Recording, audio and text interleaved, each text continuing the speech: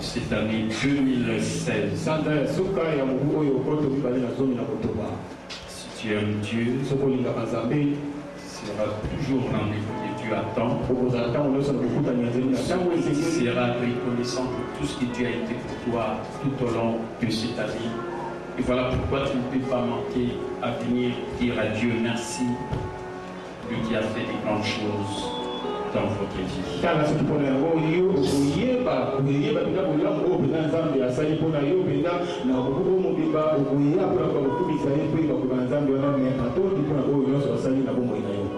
Voilà pourquoi je vais partager avec vous la bénédiction de la parole de Dieu. Je demande 8 heures pour faire la porte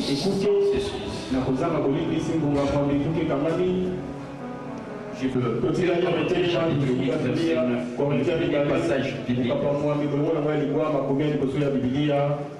2 Corinthiens, chapitre 8, le verset 9. Si vous avez trouvé, je vais lire pour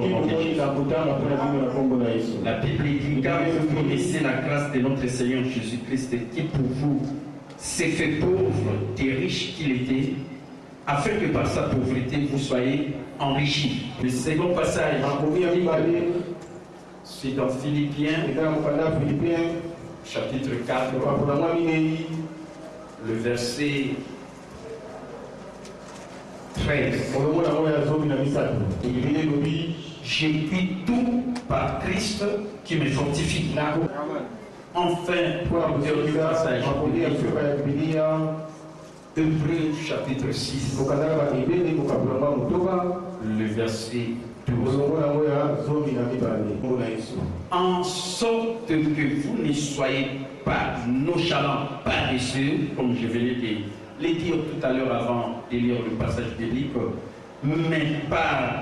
mais que vous imitiez ceux qui par la foi et l'attente patiente, reçoivent l'héritage promis. Pour éviter par la foi et la persévérance, hérite de promesses. Voilà le passage biblique qui vont m'aider à partager avec vous la bénédiction de la parole de Dieu sur les terres. Si je peux le faire, vous les pouvez aussi. Mais si vous avez les yeux les deux mains, à continuer de prier pour que Dieu vous l'aveur de ce message, et je veux l'avoir prié le Seigneur. Gloire à Dieu. Seigneur, et que cette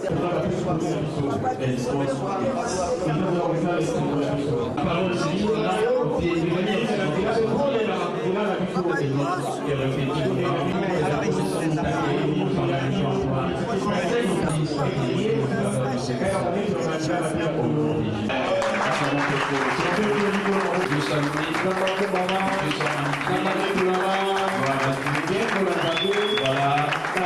salut tous les uns les autres. Les saluts évangéliques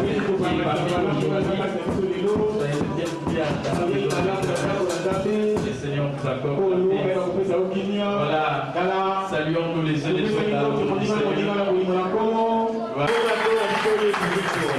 Gloire à Dieu. Amen.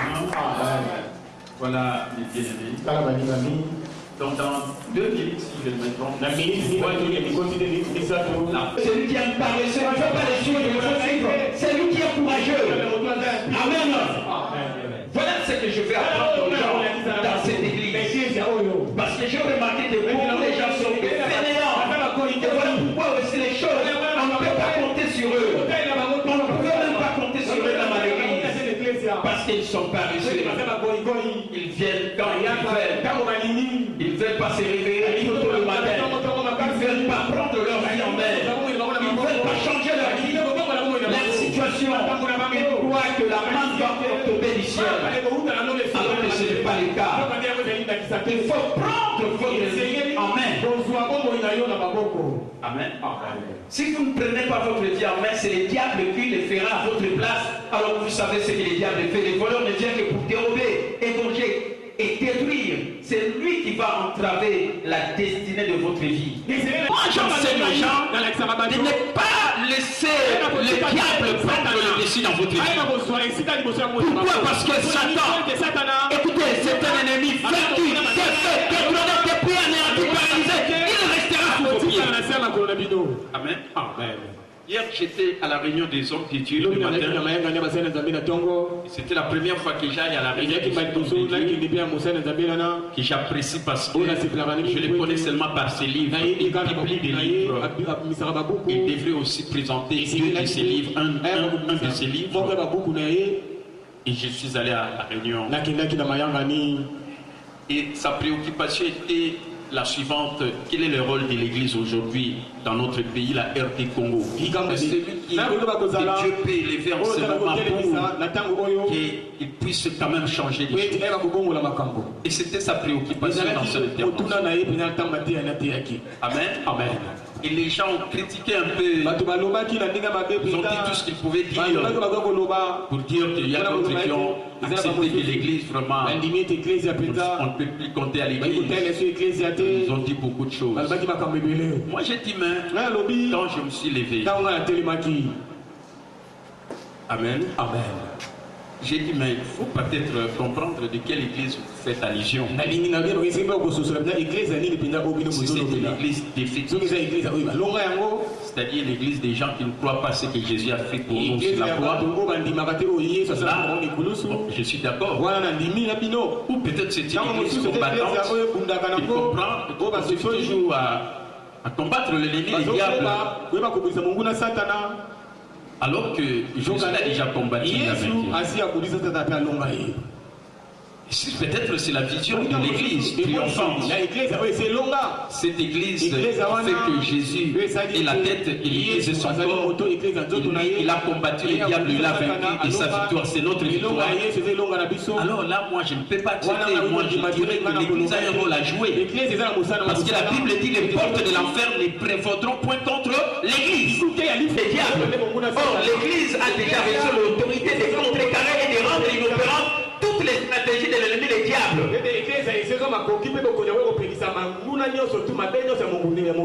Amen. Amen. Parce que les diables que vous avez des problèmes, moi j'ai la compréhension que les diables, c'est un ennemi défait, détrôné, dépouillé, anéanti, paralysé, il restera sur le pied. Alors quel jour je ne peux les laisser monter sur les semelles de ma chaussure, il restera là-bas. Mais dans ma bouche je ne peux que lever le roi des rois, le commandant suprême Jésus-Christ, le Seigneur des Seigneurs.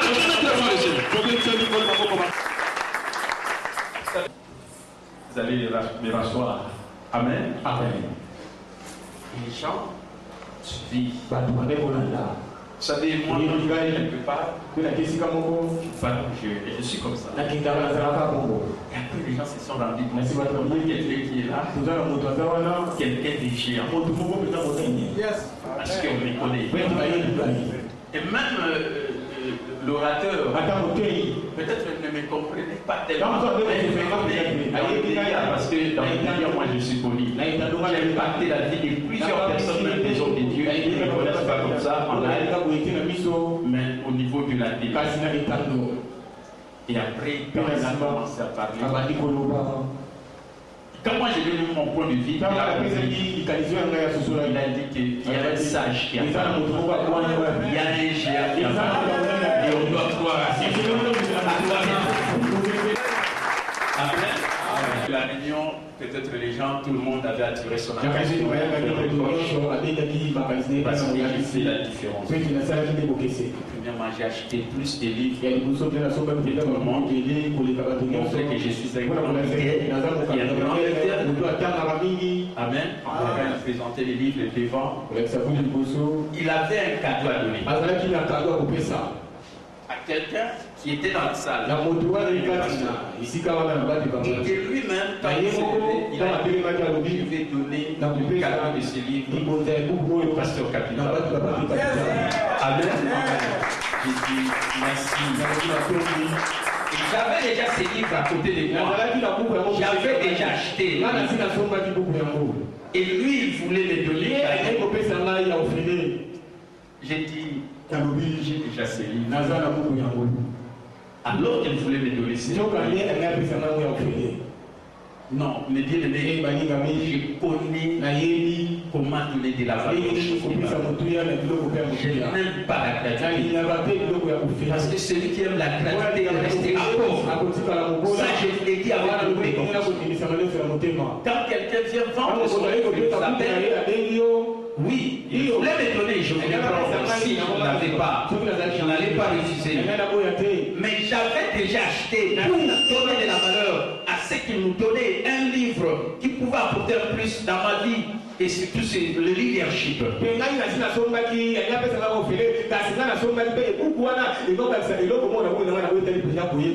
quand il voulait me donner, j'ai déjà cela. Amen. Amen. Et il était content et il devait chercher notre personne. Et il avait donné ça initialement. Amen. Amen. Et à la fin, quand on a fini, on a appelé aussi à faire la prière. J'ai dit, peut-être je suis très ravi parce que tu reconnais qui est celui-là. Parce que je ne voulais pas sortir tous mes titres là-bas. Parce que j'ai entendu un pasteur quand il parlait, il s'en prenait un peu à l'église du réveil. Comme les gens ont toujours l'habitude d'écouter. Et quand je suis intervenu, j'ai dit non, peut-être vous parlez des hommes, mais pour ce qui est de l'église restera l'église comme Jésus-Christ c'est la tête. Et cette église sera toujours l'église triomphante. Amen. Je ne peux pas voulu sortir mon titre de vice-président national de l'église du Réveil. Mais ce qui était là, la plupart je connais ce que j'ai fait. Mais ce que j'ai beaucoup aimé, l'orateur, il a reconnu celui-là. Non, si aujourd'hui, nous autres aussi, quand nous sommes là, nous l'écoutons, nous avons du respect envers cette personne parce qu'il nous a beaucoup impacté dans le domaine du mariage. Il va les a bien. Il va les a bien. Et c'est ça qui impacte la vie de la plupart des gens. Acclamez très fort. Quand ils ont entendu les amis, tout le monde a acclamé. Faire la différence. Il faut que les gens te reconnaissent toi, ton image de marque. Il y a la différence qui paye les gens. Amen. Parce qu'aujourd'hui, on a des divorces en cascade. Mais il y a quelqu'un, quand on les écoute, il dit, quels que soient les problèmes qu'il y a dans votre foyer, marchez dans l'amour. L'amour qui est ferré, l'amour de Dieu.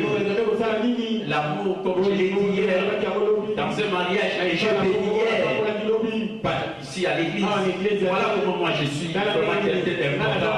Je bénis les gens. Le matin, j'étais chez les hommes de Dieu. Le soir, je suis allé bénir un mariage à Bretagne. J'ai dit au marié, la base du mariage, c'est l'amour de Dieu. Quand il y a un problème dans votre mariage, préférez l'amour de Dieu. Et l'amour dit ceci, que le mari ne répudie pas sa femme, et la femme ne se sépare pas de son mari. Voilà ce qui va faire en sorte que vous puissiez garder votre mariage autant d'années. Vous le voudrez, comme moi, plus de 30 ans, parce que l'amour pardonne, l'amour conduit à l'unité, l'amour conduit à la paix, l'amour conduit au triomphe. Si vous voulez triompher, il faut marcher dans l'amour. Mais l'amour de Dieu, pas l'amour humain qui est égoïste, égocentrique.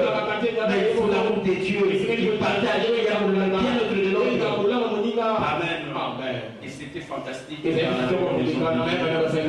m'a demandé de prier. J'ai fait dans ma prière, j'ai dit que Dieu, je te bénisse, que Dieu continue à t'utiliser pour sortir les livres. Beaucoup de gens aujourd'hui souffrent parce qu'ils n'ont pas la connaissance. Ils sont ignorants, ils voient pourquoi les qui j'ai dit, homme de Dieu, tous tes livres, je les ai achetés. Plus de 30. On a la différence. Il y a évité, il y a livre, et tant on a mis livre, avant la vie. Amen. Vous savez bien, si les titres de mon message, je peux les faire. Parce que beaucoup de gens qui dans la vie, pourquoi ils les échouent? Parce qu'ils ne veulent pas voir les gens qui sont devant eux et qui les réussissent. Alors qu'ils pouvaient tout simplement faire comme ces gens-là pour réussir, mais ils ne veulent pas faire cela. Ils croient qu'ils peuvent réinventer la roue.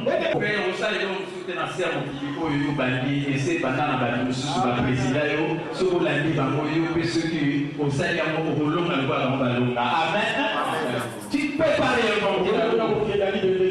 Voilà ce qui fait que pour les gens échouent dans la vie.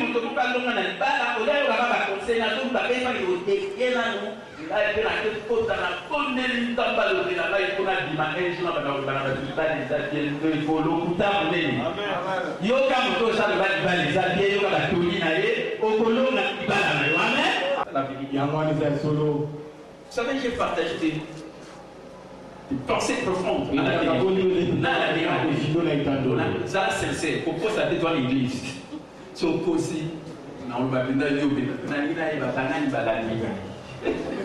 chérie n'a pas d'amis, c'est pas de la naïve. Yo lundi au Congo sa explication. La négation, vous l'avez. Donc il le soir vous l'avez. Yo lundi, yo lundi. Yo mutatuni, yo mutuna sur mutatuni. Na monde la famille na petit frère Zondo, il y a bien. Quand il y a mis à la toujours il y a bien.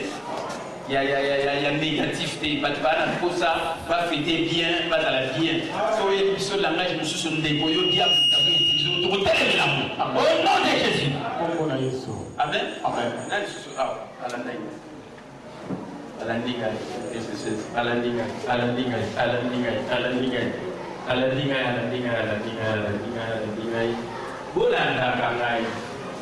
Oui, si on a joué les canatons, on a arrêté sur la journée, on a joué un peu de sommeil, un peu de coulage.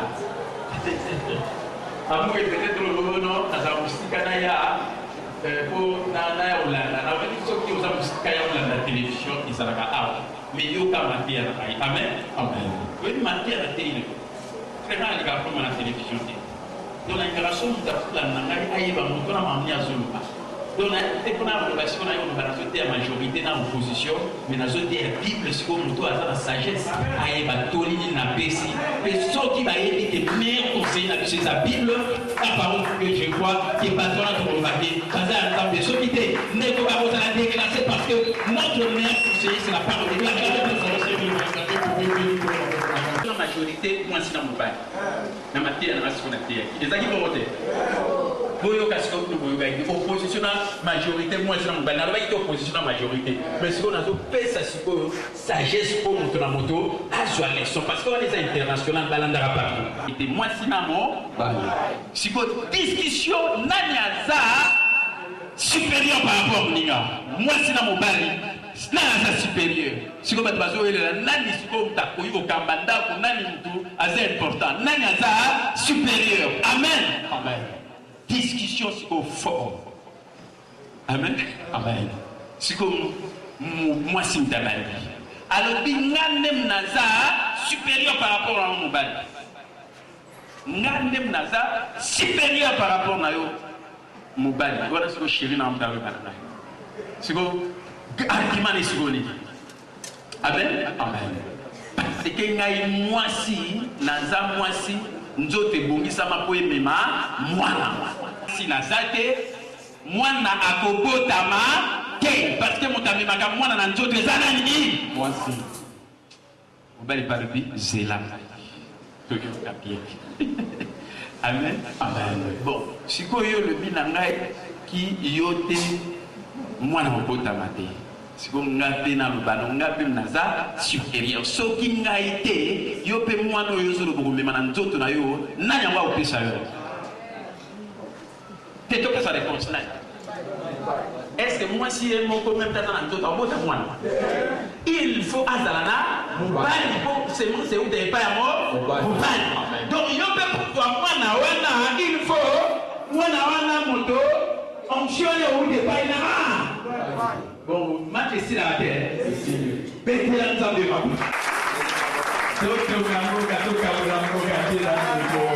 la différence c'est comme ça makasi mais toi tu as dit à à se servir dans la différence na tu as kabola biso pour aider il y a solo toi va vous à la frontière alors que la différence na tu de comme ça biso ma diable toi tu qu'elle est la parce que diable a bolinga aïe va vous servir dans la différence na tu pour akabola bino. Alors que diable c'est un ennemi vaincu, défait, détrôné, dépouillé, anéanti et par la gratitude. Amen. Bon, si vous avez supérieur à nous, vous avez sa réponse. Mon bal était moins ça. Mon doté, alors que l'homme, c'est un retour dans la sagesse, sur les situations, problèmes, les alliés, d'aller apporter solution. Mon doté, on le important. La différence, la vie, c'est que la salle dans vos pots, cause à la forme, ne t'en permettre le diable d'aider à toi les péchés. Il restera sur vos pieds. Mettez l'ensemble de ma bouche. La économie, c'est une formation intellectuelle, mais n'a pas passé au moment de la sagesse ou de la capacité à résoudre pas. Mettez l'ensemble de ma bouche. C'est la vérité, on peut pas dire le porter. Ça, c'est la vérité. Après, on peut faire explication et éducation financière au ventre dans le Amen. Amen. Médaille. Médaille, c'est un parti. Ça, ou t'es pile, ou t'es face, na katika tu madeni tranche. Sauf que on dit qu'on réussit la vie, ça la katika tipo au monaka. Nyonso na côté mongo na côté mususu so to tala côté mongo na mwasi to kotalo so bota kuna na na mwana boka yetu tala ma côté na so tala côté mususu to tala pe mobali il est même dans sa ciment on a des beaucoup fana kana ndaku utika la bino balé mwana zoyate alors que bino mongo boza cause na mo parce que vous devez comprendre la différence na amen mais il faut dans la tranche. Côté la côté à pied, na côté à face. Les lots va te payer. Parce que tu as côté moko. Pour nous parce que aïe die Bible était où ils ont conseillé la vie. Bible l'Ancien Testament est pour eux dans. Et pas il va dire qu'il faut linga molinga na yo, mais au koina munguna na yo. Ya on a été wakala, so munguna na koina. Celui même à Koufa. Mais Yesu t'a envoyé. À l'époque, à côté de moi, médaille. Si vous avez un katika qui t'a la côté moi. Et Yesu t'a envoyé à moi, je vous dis. Amen. Nalobi Nabino, non pas qu'à Bolinga, la prochaine Nabino, mais Bolinga paye, Benemi Nabino, Banguna Nabino, Pétéranza de ma bonne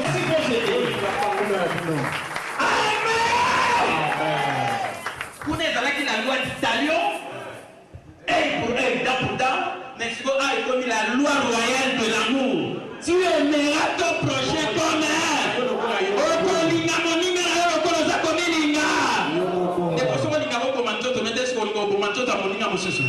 So comprendre on péter l'ensemble ma beaucoup. Voilà la loi royale de l'amour. Acclamez le Seigneur. Voilà la sagesse. Voilà les choses que les gens doivent comprendre dans la vie. Frère, c'est clarté. Parce que c'est flou. C'est la révélation. Voilà pourquoi on dit que c'est la révélation. Frère, il faut que la révélation pour éclairer bateau. Pour bateau, pas mon côté mon côté, mais pas mon côté mon sous. ayez sur le bas qui aimez vos ennemis. Vous savez, tu ne peux pas aimer ton ennemi si ton cœur n'est pas changé. Il faut que ton cœur change. Il faut que tu naisses de nouveau. Il faut que la vie de Dieu entre dans ton cœur pour aimer comme Dieu t'a aimé. Frère, la Bible dit dans Romains 5:8, Dieu nous a aimés alors que nous étions des pécheurs, nous étions ses ennemis. Mais Dieu nous a aimés. Dieu a tant aimé le monde qu'il a donné son Fils, afin que quiconque croit dans lui ne périsse point, mais qu'il ait la vie. Nzamba lingaka biso non pas tozalaka bato malamu, tozalaka banguna na ye, tozalaka benemi na ye, mais alingaki biso. Ekolinga baninga mosusu te. Yango moni Yesu ayaki alobi bolinga banguna na bino. Écoutez mes bien-aimés. Peut-être la bateau va comprendre, mais moi, Dieu m'a donné le message. Voilà pourquoi mon bateau ne se passe pas aussi longtemps que je marcherai dans l'amour. Parce que l'amour, c'est la nature de Dieu. L'amour, c'est Dieu. Mais la haine, c'est le diable. Et celui qui marche dans l'amour, le diable ne peut pas le toucher. Parce que le diable ne peut pas imiter l'amour à côté aussi de la volonté. Parce qu'il y a la ramboïna. Voilà pourquoi son niveau dominé bateau, surtout bateau dans ma camarade. Tambola na bolingo oko domina parce que quand il n'a pas moi aux anasses mais yo bolingo non aux alali pété dans le maroc en aucun jour le diable ne pourra imiter l'amour de Dieu parce que l'amour il est là mais lui il cherche à guérir les gens ça c'est sa stratégie aliki batu ba ina tala na mois de décembre de bosozo ina mutu yo penda aux agents diable. Il faut que je te le dise. Sanzawe, Tanza, même Tabatu, Badaïko Salakitumba, Baye Bakapantere, Papa na maman, Tia Kimia Nanda, Kuna Yoko Banabaza la bière. Amen. On a plus de illustration du bal. Pour ne pas comprendre dans vos biens. Pour avant Bima, pour y aller l'église de la terre, avant Bima, l'obio qui n'a pas eu Salaka, ou Tananda. Il faut battre à l'oyer, aucune nation ne peut s'élever au-dessus des foyers qui la composent. Quand je parle de ça, je parle avec beaucoup de conviction parce que je sais de quoi je parle. Amen. Amen.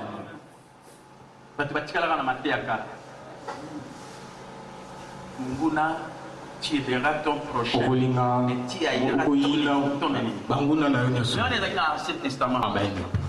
Ancienne alliance. Mais Dieu nous a donné une alliance meilleure fondée sur le meilleur promesse. Frère, au père de notre sœur Zolinga Mungu Nanayo, il y a un complot contre eux, à cause de parce que, frère, vous avez bien, na évité là. Na moto akei ko sala kisi ya banganga na yo to sala kisi te. Yebi sanga so moto na kisa ko simbo. Ako simbo te. Je l'ai dit avec beaucoup de gens. So ki ako simba yo nda sa simba ngai tam susi na kufa lo ba tam subali ya bango. Mais c'est parce que tam su yo pe e ko luko simba alors tam su kisi leleki e kamate détruire yo. Mais so ki ozana o ezali ya bunzambe ako simba yo te. Parce que bunzambe nzambe bolingo zakati na yo. Ça c'est la vérité.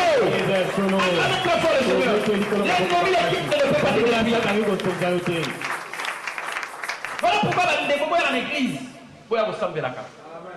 Comme on a on a la vie ensemble pour être même dans la famille, on a tout le monde dans le salam à bien l'ikolia, on a suka sanza, on a suka mbulu, alia yo, tiarolia yo. Frère, il faut se faire le premier dimanche à mois de décembre combien? Parce que je me suis passé à un programme à Bango. Et bien, il y a un peu de profit. Amen. Mais il y a l'église.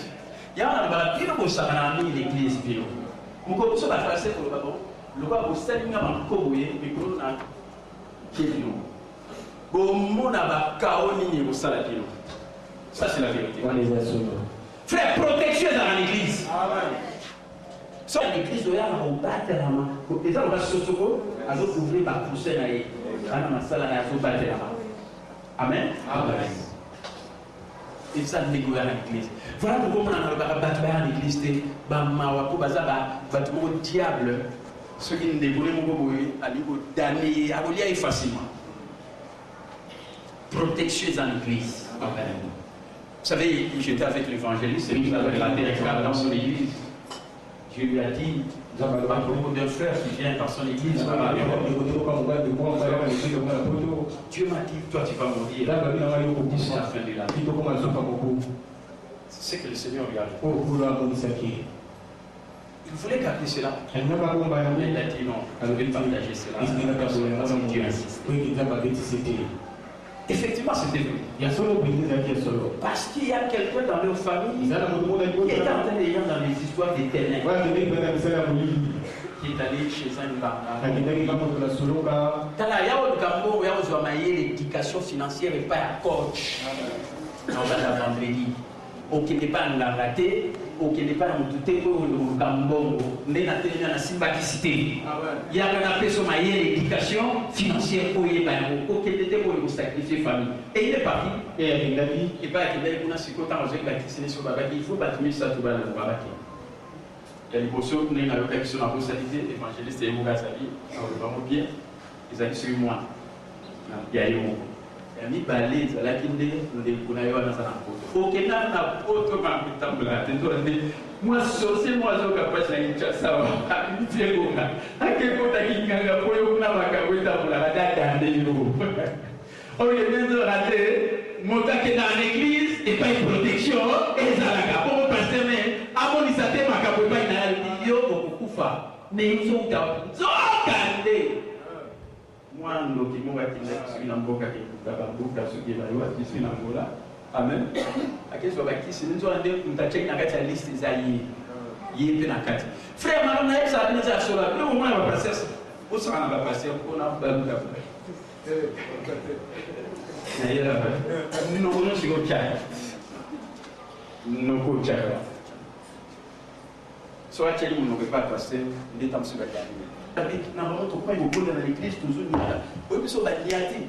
Mutu ana Kinshasa au yakote na mamade wana akufaki na mbala mo siko tonso ba yati punta parce qu'on comprend des limitations pour faire la personne a des ndoki algaï ya dans l'église prière moto prière intensive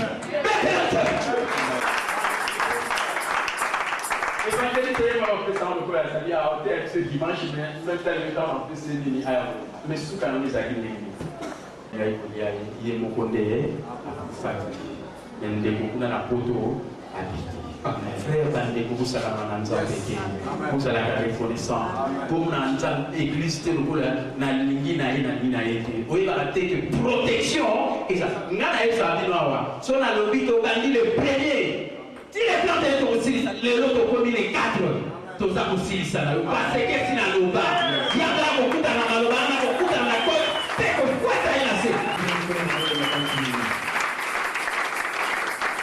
si je peux le faire sur les bouffées sorti dans le coquille au salon yo paye au sala yango mais quand tu as la complexe pas à ton chouchou so moment ni monte moko a tali eloko moko yo paye au banga pe la kosala yango acclamez très fort le Seigneur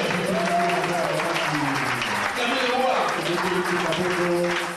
acclamez Jésus acclamez le roi amen. Dans la confession, moi, c'est les pour Dieu, pour moi, pour lui. Eh, il est bien. Ah, il est vraiment caca.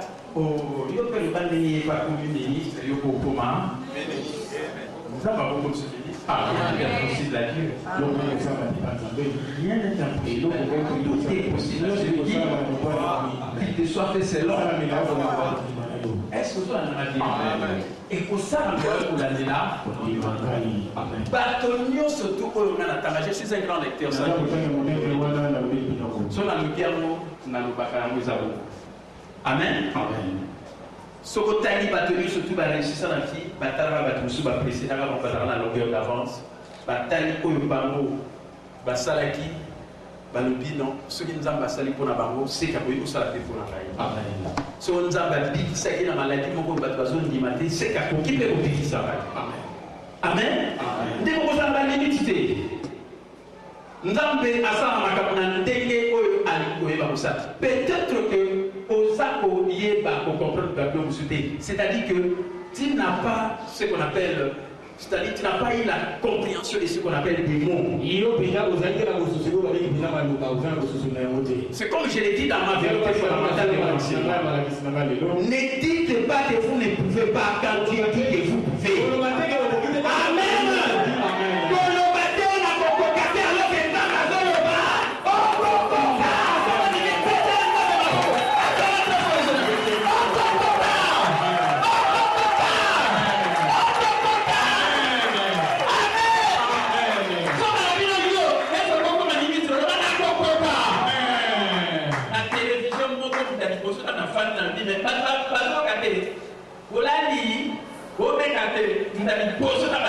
Évangéliste capable de regarder à la suite de la communion.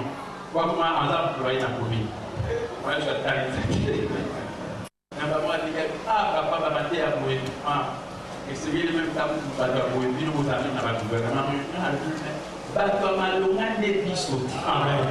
Naka intelligent mais naza des sages. Pour naza pasteur, na la capacité à résoudre les problèmes. Parce que naza éclairé. Beaucoup de gens ne comprennent pas. Voilà pourquoi beaucoup de gens ont lancé la défi de la vie. Moi, je lance des défis dans la vie. Amen. Amen. Dans le passage, nous avons passé à Québec de Guinée. Pourquoi pas comme ça, il faut y aller. So, Québec de Guinée, le plus grand. D'ailleurs, mon co, il y a eu la âge de 7 ans. La mine dans la vie, qui va déclarer dans le groupe. L'image qui va dire ma marque 11, 23, 24, si quelqu'un qui a dit mon taille, on doit aller dans la partie de poisson que moi, mais c'est qui arrive, il aura c'est tout ce que vous demandez en priant, vous l'avez réussi sur ça. L'image qui a théorie pour l'âge à 7 ans, il y a 17 ans, on va au moins à 87 ans. Donc, à Kandi, diable 7 ans. Donc, on le dit diable, au Salakanaï, au Salamate, mais là, la vie n'a pas na solution awa ti mo ko sur la vivre yo na vie na ngai oza na place te frère so mo fi dessus on est comme salama que mette ki na sala kiamo na pe na sala kayamo so on dit mi péter la nzambe ma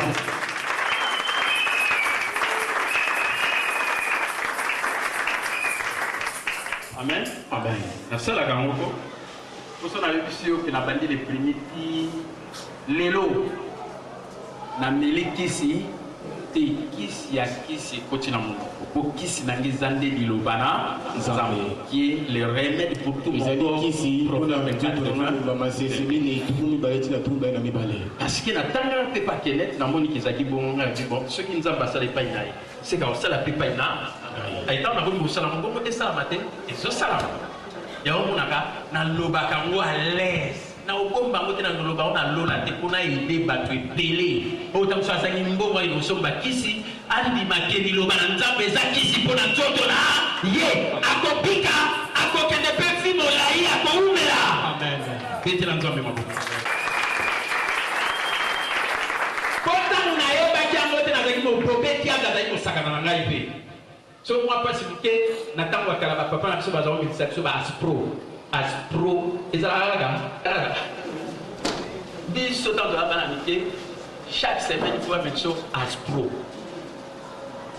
amen amen donc tu es pas question de bien il faut me la kiss maintenant là comme mon tabatel ma na dit que si on a déli il faut n'andi makina ma pipi na isuna et qui ça est-ce que tout cela amen et tant on a solo bakina bandi tel jour qu'il est là na méditer frère exact na za ko m'enorgueillir na za ko me vanter na liloba na ntambo eza vérité pe comme réalité na dina ngai pété ta maboko na za ko lever Jésus Christ oh eza la parole vivante alors que nous avons passé la parole écrite amen acclamez très fort le Seigneur je lève Jésus les commandants suprêmes les généraux de la parole de Dieu et Dieu me donne la vie c'est dans sa parole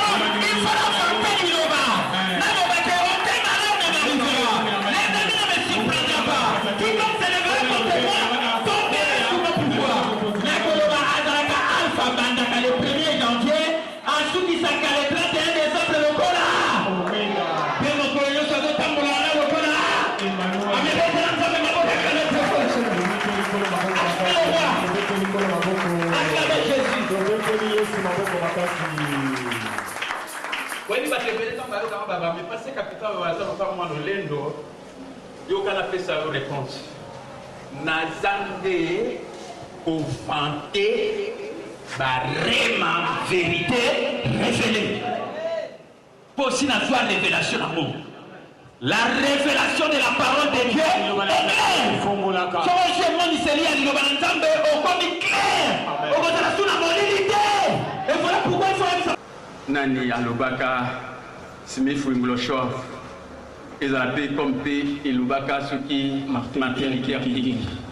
Alali na chambre na balamuka yoka makele moko na salon. Tango azokia makele. Tango abimi et déranger pour une tango abimi. Amuna dans la salon diabolo. Tango atala bien. Moto peut dans la exagère là et si ba pété la na Yesu a déranger pour une bon azonga te. Azomi siko. Diabolo kuna siko na salon azozela ekwaya azozela zomuna te mais kuna zo ronfler. Bon diabolo si mandela takende akimi pété la nzambe. La révélation de la parole de Dieu.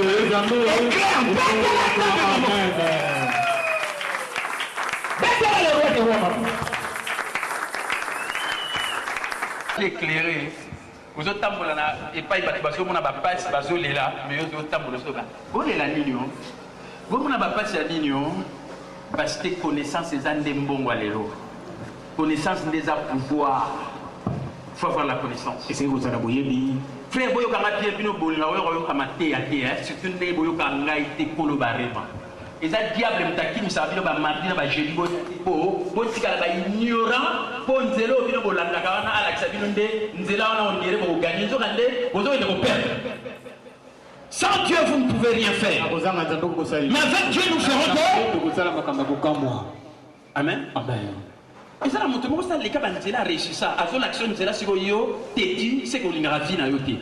Olingi siko ende ko débrouiller. Yoka ngasi na tanga ba do ebile na yebi. Si on a eu ce qu'on a tous sauvé le monde, si on a eu ce qu'on a passé capital fan, parce que ça m'a livré Nathan. Et on a eu que nous avons eu les terres. On a pu livrer. On a magambo on a signé Nathan pour dans la kissayo. Pour ceux qui ont eu autant de l'exasso bah air inutile. Pour regarder si nous avons une révélation yo, mon kili, tout comme la air à vitesse, l'air de l'information. On a un monsieur au salon, on l'exasso air autant de c'est Nathan là yo. Pour dans la kissayo bah vraiment. Amen. Donc, quand vous êtes dans la bibliothèque, vous avez l'action déjà remboursée. À ça, les cas, diable n'est retraité et n'est vaincu. Maladie sur les coureurs le dit que dans ma petite naïs, c'est un petit salon. Après, vous avez libre quand il y a après, ceux qui nous a pauvres, nous a pauvreté. Yesu azalaka riche. À tout manque à pauvre. Sur le plan matériel et financier, pour nga nazala riche. Tiens, on ne peut pas attendre. Et on peut faire une riche. On peut faire une bon approche. Comment vous allez? Ça va se faire. Comment tu te portes ta main verte? Oh non, ça va, les choses marchent très bien. Amen. Amen. Moutaza riche, elle va langage à la riche. Elle va bien. Elle va la négativité. Vous savez, moi j'ai mangé. Déjà, vous à la riche, sans le monde, on va mater bien. Dieu a mon beau analyse. La riche, pas vraiment la riche. Donc, même tous les autres, devant, la riche, et ça déjà cardinal. Amen. Amen. Amen. Parce que vous avez la connaissance. Connaissance, c'est la richesse. Amen. Amen. Est-ce que vous avez la dit? Amen. Quand vous avez un bon moment, connaissance, vous avez la voilà pourquoi il dit maintenant, la fierté surtout aux amours katina. Jésus. Donc, soyez actifs pour vous, vous m'avez dit,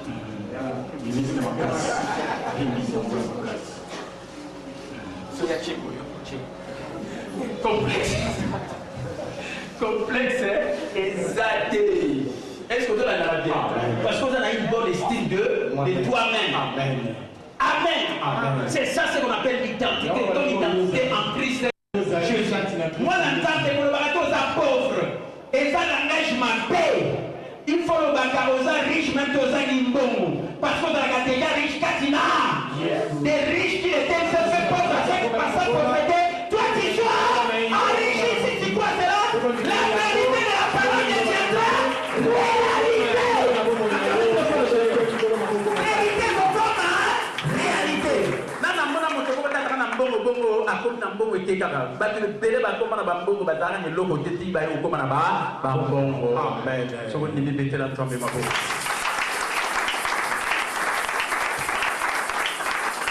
Une chose est que la vérité deviendra. Une chose est que la vérité deviendra réalité. C'est ce qu'on appelle le réma. Surtout côté à oui, mais on a plus éducation financière, en plus on le la économiste et financier. Pour aller à l'université, aux hommes à Balinga, mais on a autodidacte. On a tangi ningi pas dans la colonie en son. Bah monsieur ce banda bah si c'est l'université bah tant à shooter. Bah ça va ça. Bah tant à ngai pour banda d'abord Bible et puis autant la livre pour la zone information. Parce que l'information est active. Et on te écoute son bon. So j'ai information est actif. Amen. Amen. Donc, Nathan la cadeau, Nathan avance, na yebi makambo et pays. Pour tant que battre c'est ça l'université va éviter pour battre dans la classe on reçoit la classe. Et on a sur bateau. Na mon kili ba ko réussir parce que battre dans l'intelligence cognitive. Puis surtout l'intelligence émotionnelle. Écoutez, l'intelligence émotionnelle a une capacité 20 fois plus que l'intelligence cognitive. Je répète, l'intelligence émotionnelle a une capacité 20 fois plus que l'intelligence. Montaïe pour la classe, il y a classe, ça va la classe. Mais la vie, c'est le trouver pour la unité parce qu'elle a l'intelligence émotionnelle. Mais moto a l'intelligence émotionnelle pour la vie. Pasteur, attends, frère. Ce qui même tel cambo grave na oui la numéro parce que la libé la géra l'émotion mais monsieur so il cambo il est en sa coufi monsieur so azolisi monsieur a ça la fait le côté mais puis so ba cambo il a chez délai au lieu de ça ceci m'a toqué là toujours lui il consomme tout ce long parce que vous avez l'intelligence émotionnelle. Amen. Et intelligence émotionnelle. La Bible dit à celui qui est ferme dans ses sentiments, dans ses pensées, Dieu lui assure la paix. À celui qui est ferme dans le sentiment, nous avons c'est kinya. Parce que nous se confier pas là. Amen. Nous sommes les Camerounais qui sont dans le monde. Vous avez pour la liste de Naboui. Vous avez l'alimenté. Et vous savez, vous voulez. L'église à l'Aïouya. Vous faites rien être cher à qui? Ça arrive, toi, dans chaque église évangéliste, maman a eu à se faire pour nous les avouer, pour réguler dans le bateau, pour aller le marquer. Amen. Mais ceux qui après vous gérez l'émotionnel de la famille, vous l'avez fait beau. Vous allez à la bannière. On a dit, on s'ouvre la sauté. Il y a une église. Il y a eu Kama. Parce que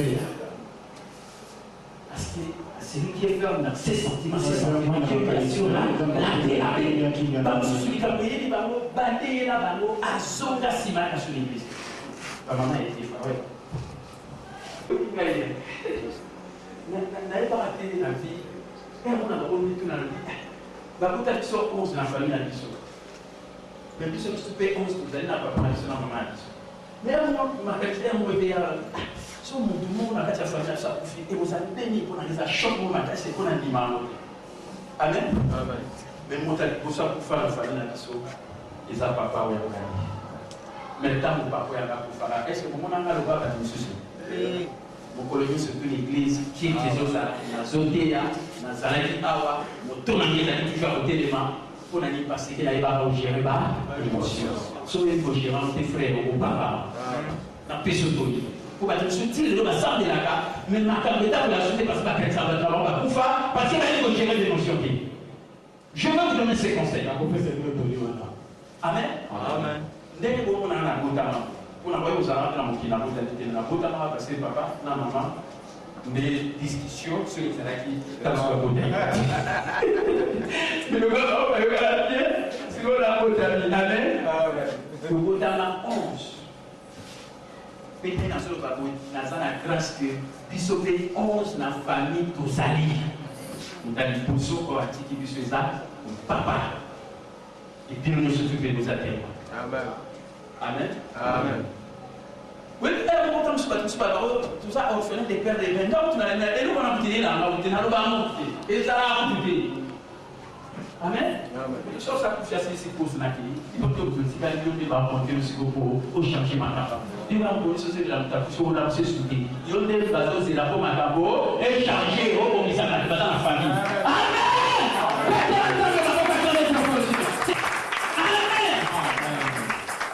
Mais il faut que on a bien préparé dans le ah, son monde a fallu la carte, il a évité dans nos ala. Et vous savez pas si dans 4 ans, vous connaissez aussi. Mais mon papa qui a frappé, était ici là. Solo na mungu sana papa na Kristo dad kwa nikomi na kanisa. Amen. Mais asa li suscité on te ko freni ga yi. Mo tuna ku aya na mukiri asa na force na yi. So ku spesi etika ya yo ba so se na yo. Ma mo ko risko le la fatiga.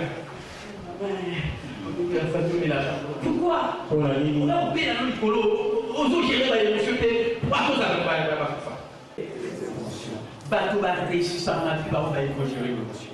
Oppose à la classe. Mon récit parce qu'il faut gérer l'émotion. On doit les préparer. La Bible dit à celui qui est ferme, à ses pensées, à ses sentiments, à ses émotions, Dieu lui assure la paix parce qu'il s'est confiant. Est-ce que dans la moto, pourquoi il faut gérer la sortie, ma paix, c'est la sortie de ma moto.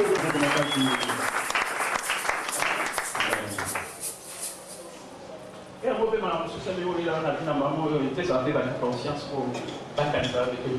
Quand ce papa l'arabe qui va dans la route sur la mission, le biso dans le TT, c'est quand on va dans la route sur la, ils seront commentés responsables.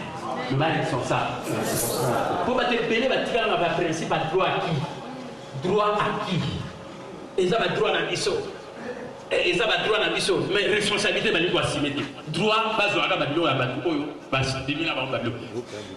Comment la responsabilité? Et on dit que motoso qui a sa pauvre, aux autres PC qui a battu loco, aux autres mais toujours dans la pauvreté, pour attirer toujours dans la misère. Parce qu'on était comme il faut acquis au PC, à vous assurer le bien au PC.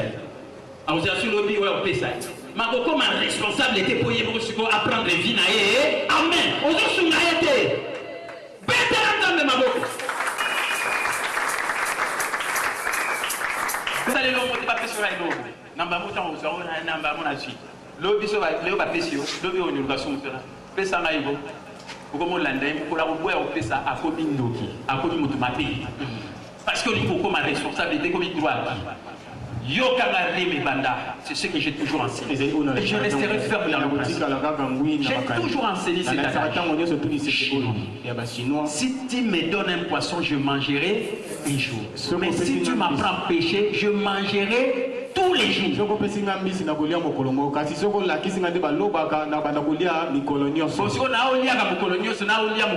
pêché à Pélégi.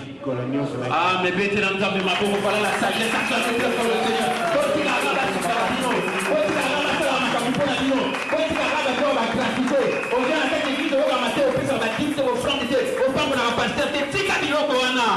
Et ça va pauvrir. Et comme il doit qui, il faut devenir responsable. Il faut devenir responsable. Est-ce que tout là? Amen. Il faut comme un responsable.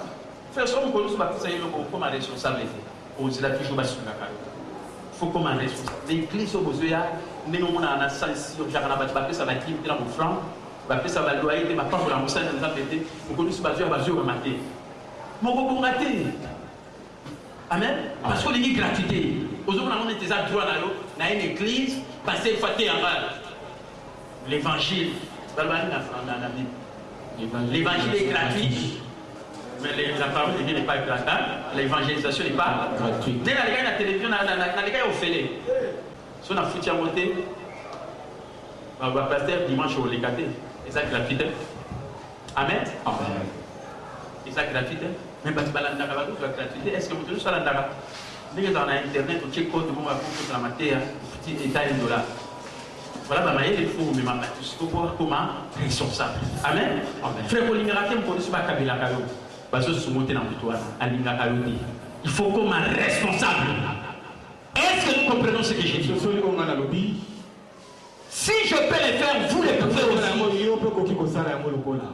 Ceux qui n'ont pas de sala, yo peut koki ko sala ya. Amen. Amen. Parce que belé parce que ça manque de belé c'est parce que makambaye bali ko sala la côté. Ça dit il y a un pouvoir de vous. Oui, il y a beaucoup de diamants. Si dans la vie on t'a enseigné seulement un seul côté de la médaille, on t'a pas montré l'autre face de la médaille. Ce qui côté moko on comme ça que non batumsu baza mabe ya wana na mona pasi ndeko aussi ça la vie na yo komona côté moko batumsu ba mabe ti aussi sa vie na ona ba pasi. Mais il faut travailler ce côté mususu. Amen. L'autre face de la médaille. L'autre côté de la médaille. Et côté nous on a ba ballon té ndeko zo kanisa neza bongote. Ndeko zo mona ba ça qui vit comme si on aime tout ça qui vit. Commander, générer de l'autre côté. Amen. Amen. Est-ce que tout ça? Amen. Oui, bien, frère, tu as ça, on va te dire, la classe va t'amener ça. Les éducation traditionnelle. Il y a qu'à moi, pour ta classe. Oui, moi, on a un bureau, on a fait moi, moi, petit-fils, on a eu Joël.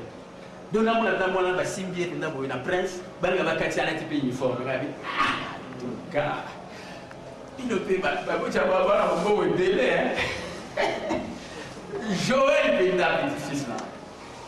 Simbier, on a une classe, elle a un petit blé blanc. On a dit parce que ma préparation pour ça, mon classe, à Tanga, soit blanc, à Kenegosala, comme employeur, sur la chèque de paix. Après, soit comme ça, la vie n'a pas préparé un bon appart. Après, on va investir à long terme. Et tu as côté, par exemple, sur le côté, vous souhaitez, ceux qui ont travaillé autonome, ils sont salariés, côté, vous souhaitez comment payer entrepreneur. On doit créer actif payé. Au premier créer ça pour la bâtisse de l'innovation donc ça quelque part. Amen. La question à côté. Au côté à côté mon côté au monde a été vie et ça a et c'est ça la proclamation de beaucoup de gens. Et voilà pourquoi celui qui a l'intelligence la tranche, il a une vie dans sang. Il voit comment les gens sont développés sans voir de l'autre côté. Amen. C'est ça la même illustration de la télévision. Parce que si on a un côté beaucoup de Bible le bas, Napolinga, Molinga, Nangaï, mais mon na Rosalini, Napolina. Tant qu'on a l'église, yoga va prier. Yoga va prier. Même dans la bateau, ça se fait, il va prier. Oh, mais si vous avez un bateau, c'est tout, tiens la manette. Oh, tiens la manette. Si vous voyez sur la bamo, ayo le bateau, pour la balle qui s'est bino, linga moninga na yina. Munguna ngaya na bina dino linga pe munguna na yo parce que aussi mbate oui makamate ni asala ngai soko saleli en moto ko chouer tu on pas plus tard tu dois aimer tes ennemis et c'est mieux linga banguna na yo aimez vos ennemis linga banguna na yo faites du bien à ceux qui vous haïssent bénissez ceux qui vous méprisent priez pour ceux qui vous maltraitent et qui vous persécutent priez pour ceux. Frère, il y a ce moment où tu as maltraité aux persécutés aux secondes à Ponaï. Soyez les bien montés dans les cas d'expérience. Frère, vous voyez, dans l'armée de victoire, dans l'archibishop à l'épée, dans le ministère noté, frère, ça l'a passé, il a linga pour saler l'ensemble. Bon, mon ministère a bien ligné sur le Amen. Amen. Oui, puis, n'a pas un ce que j'ai collègue. Attitude ni nzamba ta kolinga na za nango vis-à-vis mosana nzamba alinga kité na loba mabe ponaye na inayete mais peut-être na bonde la kaponaye priez pour ceux qui vous maltraitent frère et le wana salango ezalaka facilité ndeni mutasalinga ko ebongo ngana bonde la ponaye mettons au son la Bible la parole de Dieu c'est notre premier conseil et lobby ako salayamo. Amen. Amen. Si vous avez le bon nom, na bonde la pona été na ina, ndeta msu tozala bâtiment ko to inana to yokana kate. Mais ngai na mema na ba collaborateur. Ngam na mema ba on a prison centrale à Makala. Na ki to kita la archibishop. Mais avant tout, il y a maman Emi. Maman Emi a zolo banangai. Archibishop Aloudi. Montenegro soit pour eux à Talanga Pessinga Babilo, Kotam Suna aux Anaba réserve. Mais ce capital à Pessinga, n'a pas lié parce qu'il y a une qui n'a pas monté à Boloko. C'est ce qu'elle lui a dit. Il m'a dit, maman, il m'a dit. Amen. Amen. Et nous avons même pas de collaborateur. Nous avons la prison. Nous avons archibishop dit, ah, comment ça va l'église? Ça va très bien. Ah, je lui ai dit, ce sont mes collaborateurs. Alors, il y a un millionnaire. Bofukama, abonne de la boule. Est-ce que vous avez abonné de la boule? Vous êtes sincère. Na ba mususu bazalaka bakina ba photo ndenge na yinsa évangéliste ba ma ofinga na photo ele kaka mais tunaye yo tamu capitaine Mbombe akenda ikotala archibishop ya Zali papa na mulima tamu ba memanga bino ba collaborateur archibishop albani bofukama abonde la pour na minoté est-ce que yo pozalaka wana te bongo yo lelo za ndenge na relation na moto yo azali personnel bozo mo ba te belé sagesse ezati. Amen. Amen. Abonde la pour na ba et accepter la kamuna dans un ministère dans un collaborateur abonde li pour na ba. Amen. Amen. Et après tant wazala soit qui awa na suka tant wazali problème mo izaki a AVC to kindanga na chérie na ngai na Chico maman mi azoloba na Chico komoni koko. Amen. C'est quand on appelle ça ba toli pour ba te délai a ori na église au longwa rema ozoloba ma bête passer capital yo pambola ma parce que aux ana sagesse aux ana lumière autant la Bible té tant susu au lieu bonde la pona passer capital au kambwana na eponza bazongi sa motema boyo kana yo nde église on ekufa olinga ekufa po yo sepela ozela trop tant vous ozela trop motema na zo vimba kebo okufa biso to continuer vivre. Amen.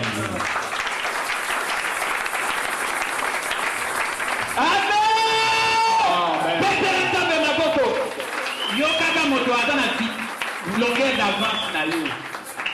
Surtout dans le ministère. Frère, on a ôté un ministère.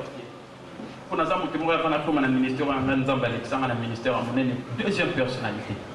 TPT.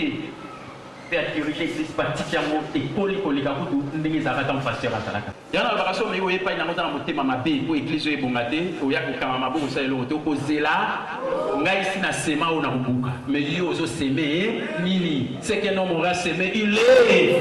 Acclamez très fort le Seigneur.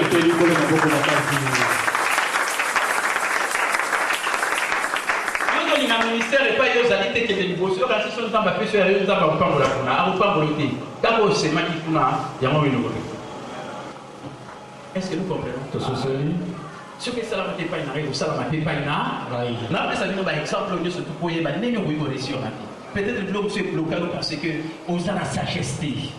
On est pour sur la macabouté. On continue toujours pour le bagader. Au lieu de le bagader, on est maté à l'éducation financière en fait. Les riches ne travaillent pas pour l'argent. Les riches travaillent pour la bon côté. Les pauvres dans la classe moyenne vont travailler pour la bon. Amen. Alors que les pauvres, les lois sont bon côté. Les riches, les pauvres dans la classe moyenne vont travailler pour la bon. Alors que les pauvres, les lois sont bon. On crée un cash flow. Le cash flow. Cash flow. Les pouvoirs des mondes. Bien, soyez bien. Soyez du cash flow. Aux assumes que vous allez acheter des bébés. Aux ambons, parce que riche c'est l'ambon.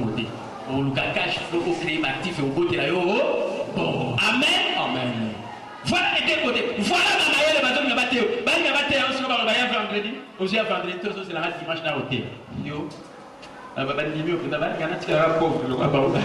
Mentalité pauvre. Alors qu'il y a un peu de mentalité riche. Riche à travers pour l'amour. À travers pour un créer actif, que vous côté là-bas, cash flow, le bas cash flow. Cash flow. Cash flow est différent d'un bon mot. Bon, vous levez ça sur le bon mot. Amen. Cash flow est un créer actif, mon coup, même plus de ça la terre. Il y a un peu de ça pour naïo, il y a plus de ça pour ça. On a un peu de côté là, bon. Et puis on crée un emploi pour la bas. Tala, oui, mais on a RDC, et ça, les Camboyabo, nous captons, pas de vraiment de ça la terre. Amen. Et ça n'est pas tout, ça n'a pas pour y a créer entrepreneurs. Amen. Bateau va créer un emploi, non pas bateau va gagner un bon pour va salaire, va gagner ma pauvreté. C'est différent. Parce que ce bateau va bongo, alors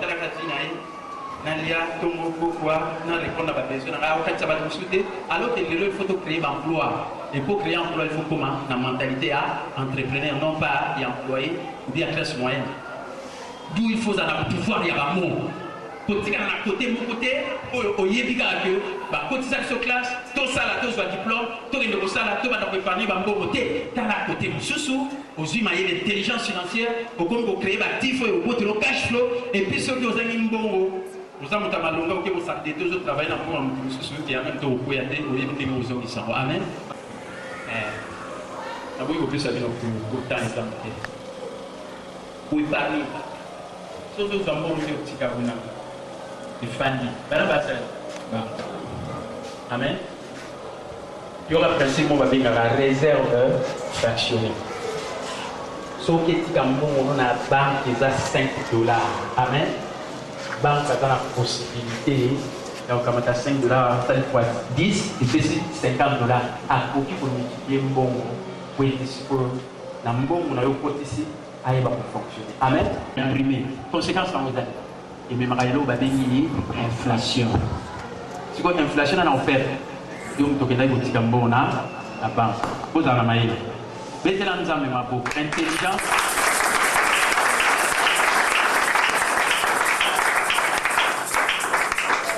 On a sauté avec l'eau pour pas tuer. Parce que ma camarade n'est pas yamoana. Mais comment il y a Azul Bapas ni Mokili. Batubali Nabasuna Baron Bazuli Gabumisuna Baron Boté. Balin Zampakita. On est dans l'université. L'université, on est autant la pose pour la classe. Mais l'éducation, il y a balabala pour gagner vie. Péo comme ça va dire à bateau sous. Pour contribuer dans le beau chaos, ils n'ont pas si, ils ont besoin de apporter la solution. Est-ce que toujours là? Nanina, si nous avons considération du point de vue financier, on a préparé le bateau pour vendredi. Je crois que c'est tout le monde. Ils ont fait l'été. Ils ont fait l'été. Et c'est dans le but qui ont fait l'été. Et comme ça va battre pour là-bas, pauvre, et pour avoir les actes droits acquis. Et ça sera comme un responsable de donner de la valeur aux choses de donc on a écrit c'est montant $50 à Lyon. Dans ça, la 5 séances, bien 6. On a passé la vie, c'est pas foutu bon mois. Mais mailler les bateaux. Frère, ça va être pas fan dans la bande, c'est pas fan dans ce temps, pas si va mon asso, caméra sur le tas. Ah! On n'a pas de bateau. On n'a pas de bombe, on n'a pas de champ. Et ce qui fait que l'eau qu'on a eu dans le bon on a monté pour notre activité, il faut partager pour sa générosité. Amen. Amen. Amen. Dans c'est l'exemple de la Tine Arémiste. Moi, c'est mon coup. Alice, vous avez lu? Ah? Oui, bien fait, ce soir, je là, dans la moitié, on a fait dans ce là, dans le dit qu'on a insulté. Amen. On dit qu'on a dit sous. Non, mais Dieu Dieu n'a pas encore dit son dernier mot. Amen. Et ton rédempteur se lèvera l'éternel. Est-ce que tu crois ça? Il y a tant d'histoires pour comprendre pour pouvoir y maloba. Pour le pied, mais le tabac c'est content, c'est ça ma paix. Est-ce que vous avez la main? Amen. C'est ça la vérité. J'ai dit ça quelque part. Les serviteurs de l'Église dont on s'est prié pour elle, à plusieurs reprises, elle se sentait toujours, elle ne sentait pourtant comme ça, et elle se sentait toujours au point soulagé.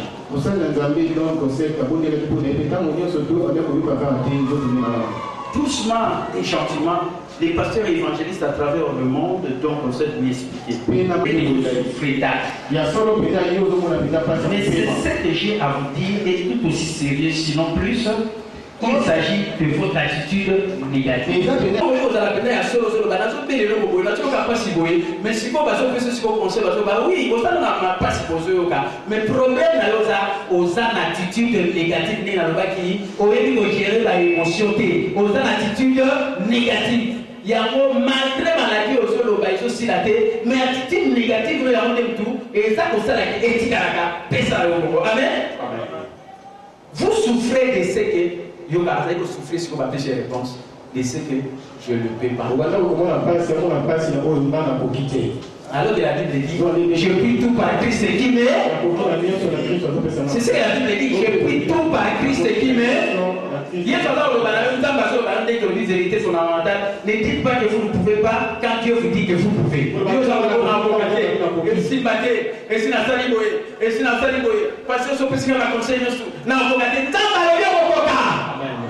Amen.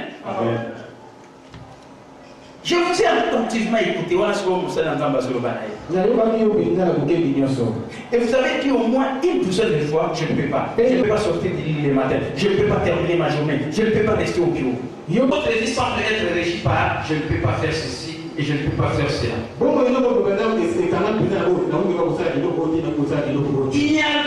Il n'y a écrit nulle part dans la Bible que nous étions des êtres qui ne peuvent pas agir. Et comment vous avez attrapé ce virus et dire je ne peux pas? Avant de voir une amélioration, une guérison quelconque dans votre existence, vous devez transformer ces je ne peux pas en je peux. Amen. Sans cela, vous ne pourrez attirer l'attention de Dieu pour qu'il vous aide comme il le souhaiterait. Elle n'a cessé de pleurer tout le temps que je lui parlais.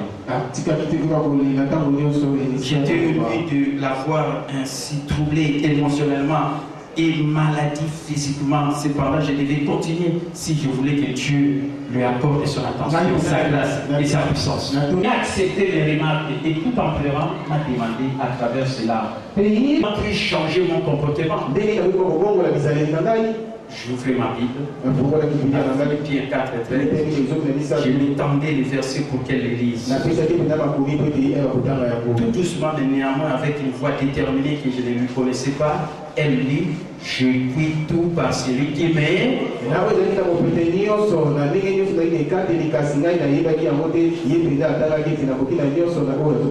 Voilà le secret. Lui dis-je. Au lieu de dire je ne peux pas recevoir ma guérison, commence à affirmer grâce à Jésus qui me fortifie, je peux tout. Qui me fortifie, je peux tout. Amen. Je peux recevoir ma guérison. Je peux être totalement restauré. Il est ma force et mon médecin. Et par ce médecin, je suis guéri. Guérison ne fut pas instantanée. Mais Madame Alison était une adepte du je ne peux pas. Il lui a fallu exercer une véritable discipline sur sa bouche pour qu'elle parle selon la parole de Dieu. Et moi plus tard, je l'ai croisée. Et elle était joyeuse, lumineuse. Elle partageait avec moi son témoignage. Dieu l'avait totalement guéri de ces douloureuses et effrayantes crises d'asthme. Amen. Amen. Comment a-t-on la foi? Vous décidez de mettre en pratique la parole de Dieu. Vous choisissez de ne pas mettre en pratique la parole de Dieu.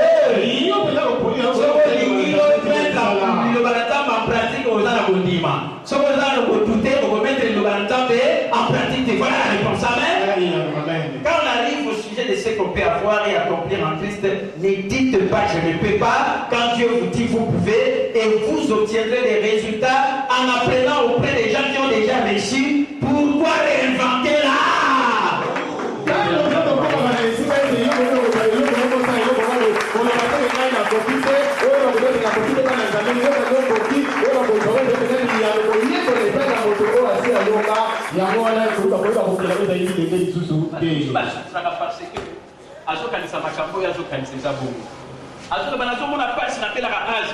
Mais eloko ezosala ke age bana zobika te parce que dans une attitude négative.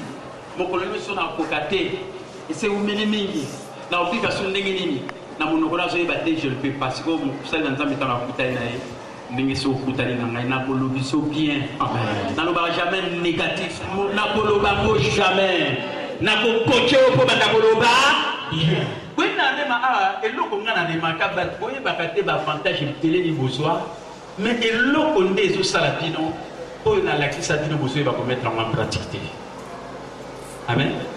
Balakisa yo bien ndenge nini soki face à likambo ndenge okoki koloba bien koloba problème te mais loba solution koloba te ona kokoka te loba na kokoka talaka bayebisi banda koloba na kokoka eyaki instantanément te ntango eyaki koaplika ngo après comment il est sembo et après ayeba ikobika eloko ebloka ye nini attitude négative eloko ebloka ye nini basentiment baémotion oyo ayeba ikogere te. Amen. Amen. Frère, ceux qui balakisi yo oyo Bible elobi so bazoloba na yo ke Yesu azalaki riche akoma i pauvre po oza sous pauvreté oyaka na église te po yaolakisa pauvreté na yo mokolo nyonso oyo akopesaka dime te opesa offrande te donc olingo olakisaka pauvreté donc otanga Bible te ke Yesu oyo yamba azalaka riche akomaka pauvre po yo otikala sous pauvreté mokoma riche même tozangi loba naza béni nakozanga te ntango nakoya dimanche nakoya kopesa mais vous avez la détermination à te dire que nous allons la préciter. Le bien la préciter, nous allons la préciter. Vous connaissez ce jour, vous avez fait ça. Mais frère, on tient la pauvreté. Amen. Amen. Vous avez la pauvreté.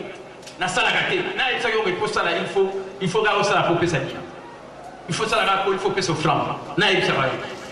Na il sera yo sokoza na kondima. Kondima lo kwa nzamba sepela na simba lola. Manimisa na lole ko sala que lole ko fongwama. Ba mapamboli naturel ya mokilité mais ya likolo ya lola nzamba kozwanga ni mwana asepelisanga na kondima alobaka ndenge na lobaka akanisa ndenge na kanisaka asalaka ndenge na salaka lokola asepelisanga na kondima na kotika za la poete omona nzamba longwe kuna likolo ya kiti siko alobi na ndenge na pambola yo malobi ko pambola ma côté ya kopesa zaka principe donner il vous sera donné. Maintenant, on a fait ça par millions parce que ça a un bon honte. Quand vous avez un même tas qui réellement vous avez 500 francs. Tant que vous avez frère 500 francs, vous avez là, la bénédiction de l'eau, on a bonus la qui a encore fait ça. Comment monter à part pour la vie. Amen. Amen. Pourquoi on a kitaka non pas parce que c'est bon. À kitaka parce que la kisi qu'on dit manayo et après au pays à l'objet de l'obanaye. Amen. Si vous voulez donner, apportez à la maison du trésor vos dîmes et vos offrandes. Mettez-moi de la sorte à l'épreuve. Et vous verrez si je ne fais pas pour vous les églises de Dieu. Et si je ne répands pas sur vous, qui est bénédiction en abondance. À côté de ça, ma part pour en abondance, la vie n'a eu. Sauf qu'on a coupé ça, dans les 7 façons de s'aimer, acclamer très fort le Seigneur. Après ça va toujours témoignage qu'on a tous les sawana. Na botama na kolia. Na mona bato na Kinshasa tamsi na zai kwa mfie. Azo ba baza bien parce que on a pas qui le battre. Amen. Quand on a eu ba lo ba. Nous avons travaillé dans un titre professionnel sur côté de ça employé société d'amour c'était le bureau à nous pour les voyages une fois par semaine. Alors là une fois par semaine on a sur la zone pour la Bible, en tant que livre, on se va matin. Alors, si on a dit qu'il y a la gêne aussi, la tamboula, des amis chéris, on va pas la nater. Là, il est fatigué, on va se la bien. Mais nous avons la temps. Si on va te dire, papa, il a aussi fait la tête. Pas eu qu'elle a un mawa. Mais mon toba yo kela di mawa, mon toba malonga de lelo. Nga menga lelo dem na réunion na to pa pour la batu peti. Peti la tande de ma botte. Ah, pasteur. Amen. Amen. Bato na la ko stade na vie na ndenge ma deo na kwa vie ba munde lelo ba ma lelo yo zaki ba mo pa na pasteur bonde la pona ngai. Amen. Amen. Na ko na valeur de ba bunga basila. Ponga na kama kina nitele ya nzambe. Amen. Uyeba makambo.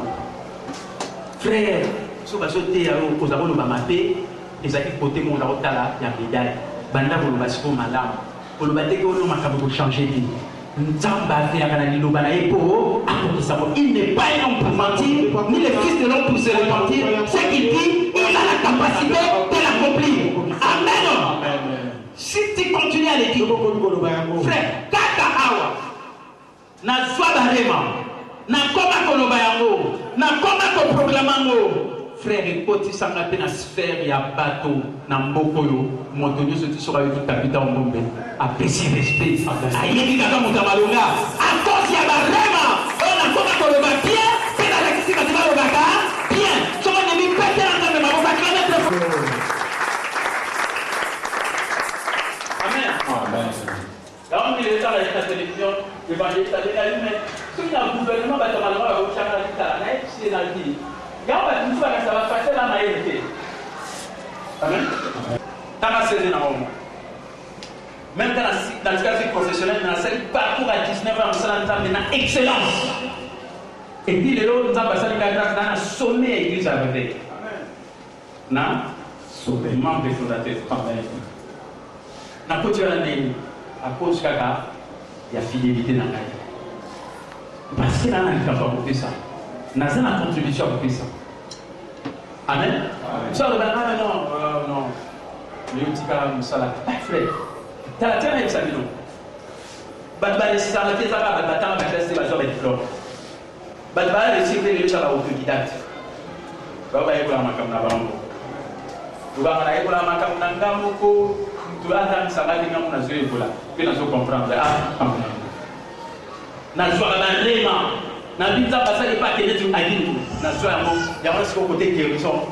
Ok. Côté spirituel. Na tali qu'elle est devine dans l'autre des diables. Même dans la vie, dans l'église triomphante.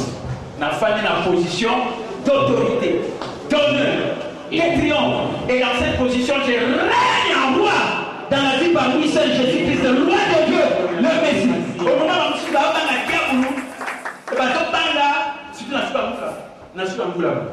tout dans l'église, donc diable à sa télé. On connaît tout au monde là, on dira au moment où le vit. Ngaïbana lali pongi. Pour nous qui avons pris, nous sommes entrés dans les on a dit ce qu'on dit, on kotana. Pour cela, on dit que ce soit quelqu'un qui s'est dit que si va bondir la main, va péter la main, on va aller dans la chala monoko, non, la yoki a péter le réglementaire là, il n'a pas. Amen. Et nous, ce temps dans le barreau pour l'année passée, nous avons la connaissance. Nous avons l'andate de nous sommes à et va réussir ça. Amen. Amen. D'ailleurs, ça va battre. Je vais l'enlever en la télévision. Église dans Kambaka. Ils ont dit ça, ils ont particularité dans ça. Amen. Dans les lignes, les 31 au Véara, les 31 décembre, les premiers, une fois. D'ailleurs, vous pouvez vous l'autre nord, le nord, j'ai bien avec mais tellement il y a un peu de colia, de paresseux, de rosser les notes. Ça dit comme ça la gagne. Il y a 3 jours. Mais le loup là qui a mort. Parce que la taille du geste. Si vous passez dans le police, vous êtes là. Il y a un homme dans le moment. Amen. Amen. Amen. Et d'ailleurs, il y a un peu de moustique. Pas kilo boya susu bozaka ba négliger boti ba place vide ya ma église on ngana tala na monaka wana na bamba na mi pona kende pe na kota ya mona église à 50 000 personnes bat na libanda na biso nzamba sala pa ina ko sala ngo pe pa ina akaba ba photo ya amen amen siko tamba komi o ayinga bino na nga oluka moto wana parce que mutata na longueur d'avance pona yo l'homme se pour réinventer le techno yoga mutasala so yoki o beti kana mbara mo be isimbi siko tanto ki azote biso ba pasteur azo expliquer biso siko neni église na ekola alobi ngape na landaki David Yongisio pasteur ya plus grande église na mokili biloko ya bio na lobaka awa tanto linga to sala mbato baso pena na ba bugati alobi na moni David Yongisio na Corée église na etondi batu à 7 kills de dimanche, bateau sur la plus grande église dans mon film. Alors, on a fait qui secret, dans mon livre, comment il y a une série de maisons. Na somba livre, le roi a dit nos collaborateurs, nous approche, nous surtout, na sombi, na pesi ba gêne. On a ba gêne, na pesi ba livre. Les hommes nous ont appliqué, mamaï le wana. Amen. A pesi ba livre pour une botanda. Et après, ça, vous comprenez, et puis, discuter, vous discuter. Après, on va suivre la leçon, le principe, appliquer l'église. Nous avons des choses, nous avons une église à mon les longs dans l'église à mon état David et deux pour n'a pas principe à tangi ya yo micho amen ba pasteur na ba ki ba appliquer ba fonder ba groupe de maisons les lois à Koloba à au moins 30 000 cellules de maison 30 000 et puis à ton stade église de longa 50 000 les comment église il y a 100 000 personnes na kati mais ba pour ça peine à banda 100 000 comme 200 000 personnes. Bon, yo atinga na Hollande pinda yo. Pardon, si ba ba tite. Si vous avez lu si ba yo lo ba, église sur les coco là. Il faut pas tout. Pas ça na continent. Amen. Il faut prier. Et puis tout vous prier, il faut payer au gêner parce que au gêner ça le coup la moto moi si moi l'illustration la personne à moi si soit le beau on n'a pas mais après tout temps aussi va bébé dans ce pays amen si à simba bébé faut prier au gêner après c'est la principe on va dire oh mais oh la jambe oh la salika donc il tombe le bien les affaires hein est-ce qu'on a vu bon dans le yawa 3 jours à prier mais prier regarder la gêne. Pour défier le nombre de l'église, tous ces temps de famille Nabino, ils ont dépassé sur 300 personnes. Nous avons sur tout, nous avons dit que salamate. Donc, nous avons prié pour gêner, mais nous avons défié le nombre de l'église. Boye bisanga banda année banda qui peut banner l'église. Est-ce que le nombre de l'église bête l'ensemble parce qu'il y a l'anda qui David est-ce que l'anda bien bête l'ensemble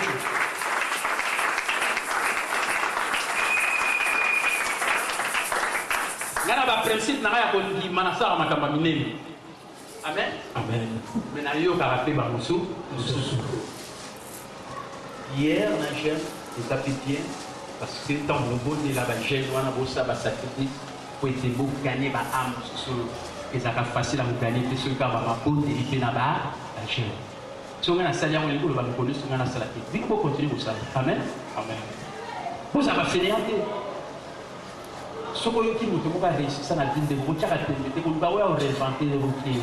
Soit maïs, sala, ou bête à monter sali. Tant la bête à malamoko, nombre de caractères, c'est que nous bakanga, nous bakanga. Après, nous demandons à l'église à bakanga et peut-être que vous avez vu beaucoup au salé de côté, un peu de balles au baranabino, mais mettre en pratique au salé à monter. Il y a un méga qui s'est coué, amen. Après, comment on a qui résultat dans mon église? Et salama même temps que tu benga batusia ba matitiare mabaya il faut pas en apporter amen n'applique quand vous passez na David na kileka réunion kaka moko na enregistrer on a commis en haut na dit ah mais on a un polo dans le ministère hein sur la salle pour donc ce qu'on a appliqué dans vous faire résultat na bête en haut na ba moto na résultat est-ce que toujours là amen est-ce que toujours là amen donc on ninga to prier to gêner na prier to gêner bi gêner la généralité to prier to gêner l'icolo il y a leçon mon azwa qui est pas en retour oh il y a ça dans longueur d'avance oh on a appliqué dans mon pays résultat amen bête l'ensemble de ma bouche la révélation de la parole de Dieu est claire amen et mon Seigneur il va entendre et que la ca et puis ça lumière sur le lumière voilà ne peut pas battre sur qu'on a passé Yozo Seka, Ozoloba, Ozoloba Libane Zabien,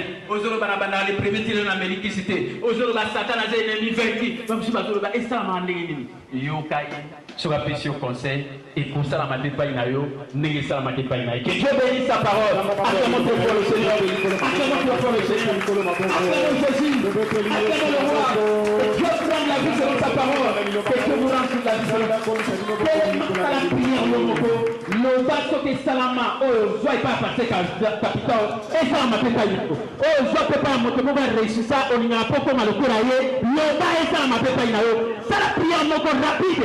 Mbala moko banda ko bondela. Na pression à 2 milliers. Mais quoi les vous, comme ça la tête là. Le bas et ça m'a pas passer capital. Comment ça là haut? Projecte les colis à la scar. Ah, que vous ça là. Le bas en haut. Ça va au moment là ce message. C'est là non. Tu ne savais pas que vous ça ne pas là. Tu ne savais pas mettre la mission Jésus-Christ dans la notre église. Et ça m'a fait encore des Christ. Église là. Oh, il a dit toi pour aller. Voilà pourquoi on parle dans l'église puis encore. Seigneur, alors là, vous ferez les œuvres plus grandes que je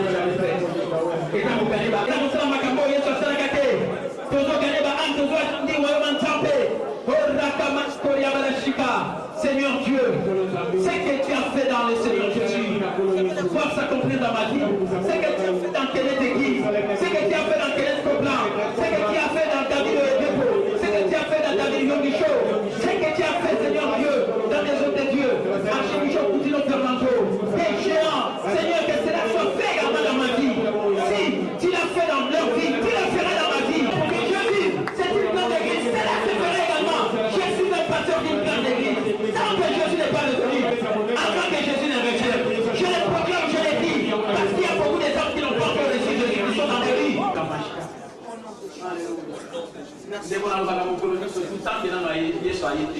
L'église a mené dans les tournamités. L'église a mené dans les salamités. Parce que la âme est venue dans la libana dans la vie insultée. Par contre, autour de sa vie, je le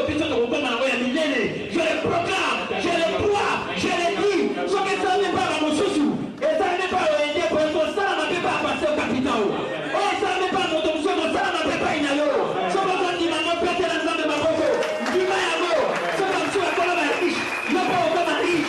Parce que, il y a des gens riches, comment ils portent le photo de la riche. Ce que je dis, on peut être dans de ma photo. Je vais dans de merci. Dis à Dieu merci. Dis à Dieu merci. Dis à Dieu merci. Dis à Dieu merci. Seigneur, merci parce que tu veilles sur ta parole pour l'accomplir. Ce que tu as fait à Abraham avait commencé, il n'avait rien. Mais tu lui as dit, sortez, allez. Il a obéi à la parole. Mais la fin de sa vie était une fête glorieuse.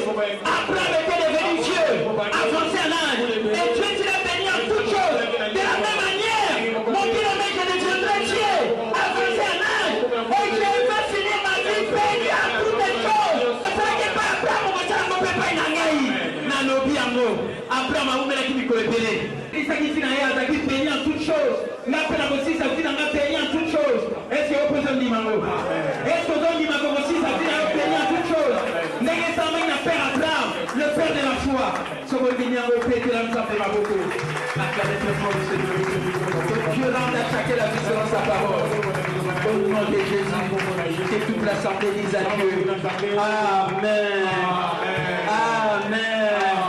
Acclamez très fort le Seigneur.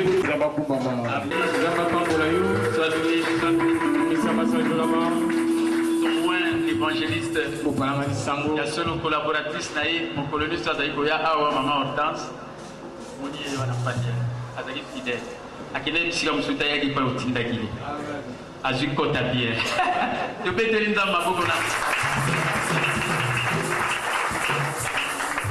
Amen. Amen. Et je crois que on aura à bien manger aussi un repas chaud dimanche. J'aimerais tout simplement vous saluer et de vous interpeller surtout par rapport à la parole que nous avons écoutée ce matin. C'était une parole fantastique. Seulement, je vais dire un mot. Comme dit la parole de Dieu, ne vous restez pas seulement bornés à écouter. Le plus grand problème, c'est de le mettre en pratique. Le pouvoir des mots. Le pouvoir des mots. Le pouvoir des mots. Du matin au soir, qu'est-ce que tu prononces? Cette femme, Alison, si je ne me trompe pas, c'est qu'on a vu. Je ne peux pas. Je ne peux pas. Quand tu déclares ce genre de choses, sache bien que tu ne peux rien faire. Amen. Amen. Amen. Amen. Que Dieu vous bénisse. Dieu bénisse également. Dimanche, vraiment, il y a 4 ans. Vous allez bénéficier à mon ennemi pour la biso. Amen. Amen. Tout pas mon péché chéri na ye. Atikala ituna na poto. Nzamba pambola ya mingi. Une attitude positive. Et croyons et nous pouvons tout par Christ et qui nous fortifie. Nous sommes capables de faire n'importe quel travail, de faire n'importe quel exploit que les autres qui nous ont précédés ont fait.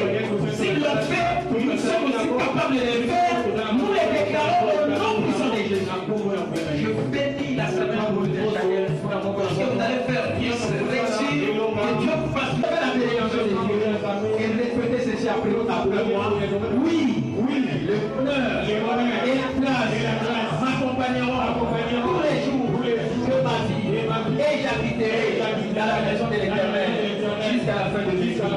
L'Éternel est mon berger, je ne manquerai de rien. Je suis un croyant.